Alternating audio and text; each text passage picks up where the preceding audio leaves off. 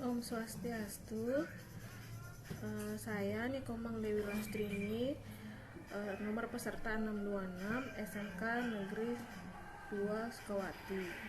Pada kesempatan ini saya membuat video pembelajaran mengenai teks anekdot, yaitu materinya berasal dari mata pelajaran bahasa Indonesia kelas 10 jenjang SMK atau SMA pada semester ganjil. Nah, teks anekdot ini akan membahas mengenai 5 poin, yaitu pengertian, struktur, unsur dari teks anekdot, kaidah kebahasaan, dan contoh teks anekdot.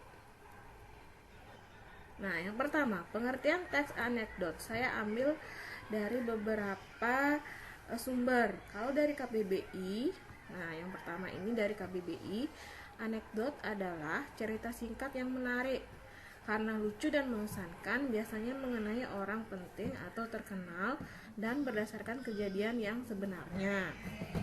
Sedangkan kalau berdasarkan teks dalam kajian struktur dan kebahasaan tahun 2018 karya Taufikur Rahman, teks anekdot adalah cerita singkat yang di dalamnya mengandung unsur lucu dan mempunyai maksud untuk melakukan kritikan.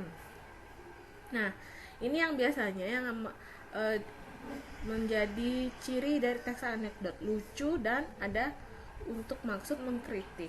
Sedangkan ada sisa yang lainnya. Teks anekdot biasanya bertopik tentang berbagai bidang karena bisa tidak ada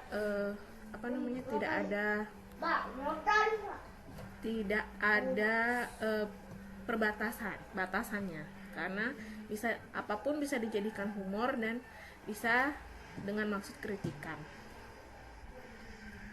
Kedua, struktur teks anekdot ada 5, yaitu abstraksi yang pertama, 2 orientasi, 3 krisis atau komplikasi, 4 reaksi, dan kelima koda.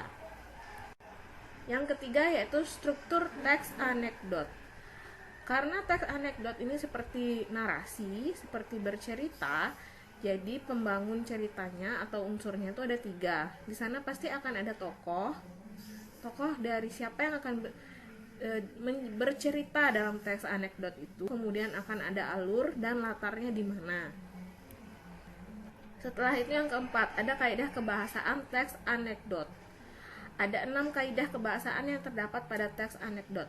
Yang pertama, banyak menggunakan kalimat langsung ataupun tidak langsung. Karena ini teks anekdot bisa berupa narasi, bisa juga berupa percakapan.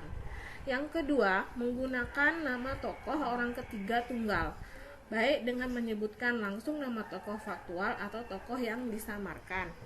Maksudnya di sini, nama tokoh orang ketiga itu seperti kalau kita memang biasanya mengkritik mau langsung tentang Pak Jokowi sebagai presiden, kita bisa langsung menyebutkan nama tokoh di sana.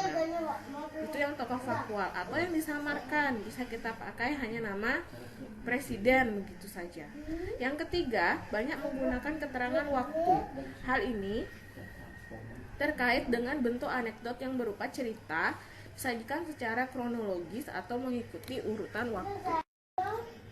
Kaidah kebahasaan yang keempat menggunakan kata kerja material, yaitu kata yang menunjukkan suatu aktivitas. Hal ini terkait dengan tindakan para tokohnya dan alur yang membentuk rangkaian peristiwa ataupun suatu kegiatan yang menyangkut ceritanya.